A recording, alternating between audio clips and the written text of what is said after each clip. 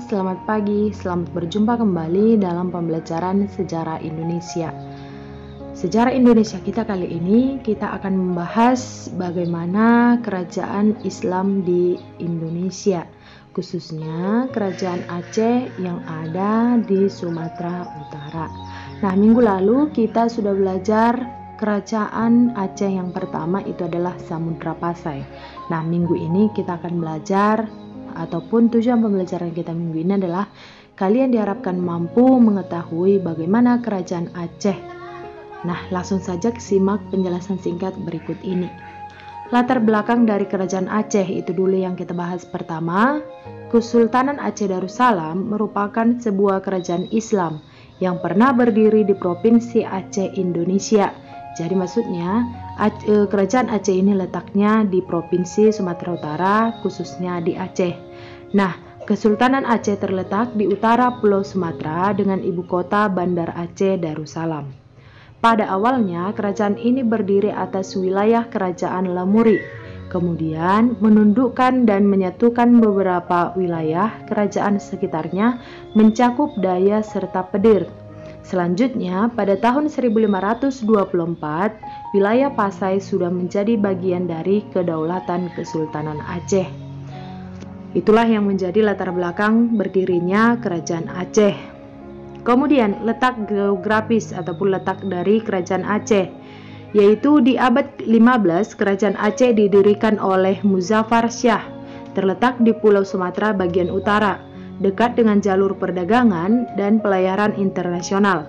Wilayahnya terbentang dari daerah Deli sampai Semenanjung Malaka. Itulah letak geografis dari kerajaan Aceh. Nah, letaknya di mana tadi? Yaitu di Pulau Sumatera, dekat dengan jalur perdagangan dan pelayaran internasional, yaitu terbentang dari daerah Deli sampai Semenanjung Malaka. Itulah letak dari kerajaan Aceh. Nah, kemudian bagaimana kehidupan politik dari kerajaan Aceh? Berdasarkan Bustanus Salatin 1637 Masehi, raja-raja yang pernah memerintah di kerajaan Aceh, yaitu yang pertama adalah Sultan Ali Mugayyad Shah, yaitu dari tahun 1514 sampai dengan 1528 Masehi. Nah, di bawah kekuasaannya, kerajaan Aceh melakukan perluasan ke beberapa daerah yang berada di daerah Daya dan Pasai. Nah, kemudian yang kedua itu adalah Sultan Salahuddin. Nah, lihat ini adalah gambar dari Sultan Salahuddin. Nah, Sultan Ali Mugayyad Shah ini wafat. Pemerintahan beralih kepada putranya. Jadi Sultan Salahuddin ini merupakan anak dari Sultan Ali Mugayyad. Kemudian yang ketiga itu adalah Sultan Alauddin Riayat Shah Al-Kahar. Nah, ia memerintah Aceh dari tahun 1537 sampai dengan 1568 Masehi. Kemudian yang terakhir itu adalah Sultan Iskandar Thani. Nah, jadi ada 4 raja yang memerintah kerajaan Aceh. Yang pertama itu adalah Sultan Ali Mugayyad Shah, kemudian dilanjutkan oleh Sultan Salahuddin dan Sultan Alauddin Riayat Shah Al-Kahar, dan yang terakhir adalah Sultan Iskandar Thani. Nah, pada masa Sultan Iskandar Thani, pada masa pemerintahannya muncul seorang ulama besar yang bernama Naruddin Ar-Raniri. Ia yang menulis buku sejarah Aceh berjudul Bustanus Salatin. Nah, itu adalah kehidupan politik dari kerajaan Aceh. Nah, kemudian yang pertama kita bahas adalah Sultan Iskandar Muda. Nah, Sultan Iskandar Muda ini memerintah kerajaan Aceh pada tahun 1607 sampai dengan 1636 Masehi. Nah, di bawah pemerintahan Sultan Iskandar Muda ini, Aceh mengalami kejayaan. Nah, sehingga Aceh ini menjadi kerajaan besar dan berkuasa atas perdagangan Islam. Bahkan menjadi bandar transit yang dapat menghubungkan dengan pedagang Islam di dunia barat. Itu pada masa Sultan Iskandar Muda. Nah, kemudian kehidupan masa kerajaan Aceh. Nah, kita lihat dulu yang pertama adalah kehidupan sosial.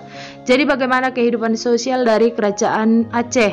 Nah, di Aceh muncul 2 golongan yang saling berebut pengaruh, yakni golongan Teuku dan golongan Tengku.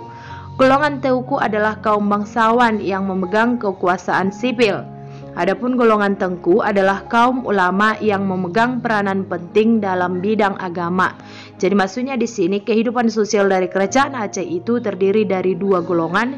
Yang pertama itu adalah golongan Teuku ataupun bangsawan, dan yang kedua itu adalah Tengku ataupun yang memegang peranan penting dalam bidang agama. Nah, kemudian yang berikutnya adalah kehidupan ekonomi.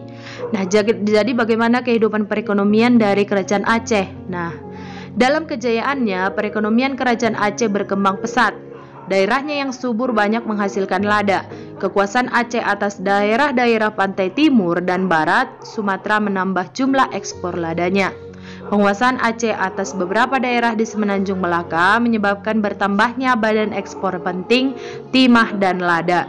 Jadi kehidupan ekonomi dari kerajaan Aceh itu bisa dikatakan berkembang pesat karena dari Aceh itu adalah penghasil lada dan timah. Itu mereka melakukan pengeksporan timah dan lada.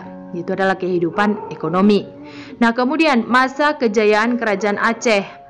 Kesultanan Aceh mengalami masa keemasan pada masa kepemimpinan Sultan Iskandar Muda, yaitu pada tahun 1607 sampai dengan 1636. Pada masa kepemimpinannya, Aceh telah berhasil memukul mundur kekuatan Portugis dari Selat Melaka.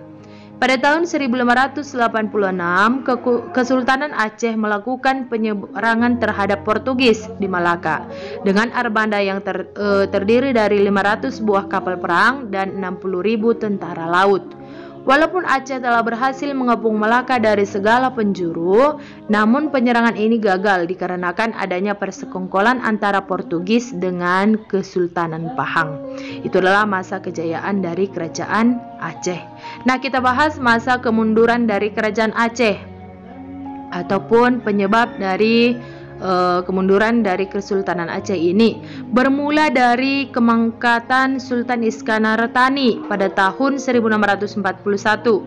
Kemunduran Aceh disebabkan oleh beberapa faktor, yaitu yang pertama, menguatnya kekuasaan Belanda di Pulau Sumatera dan Selat Melaka. Jadi pada saat itu sudah masuk Belanda ke Pulau Sumatera dan Selat Melaka, ditandai dengan jatuhnya wilayah Minangkabau, Siak, Tapanuli dan Mandailing, Deli serta Bengkulu ke dalam pangkuan penjajah Belanda.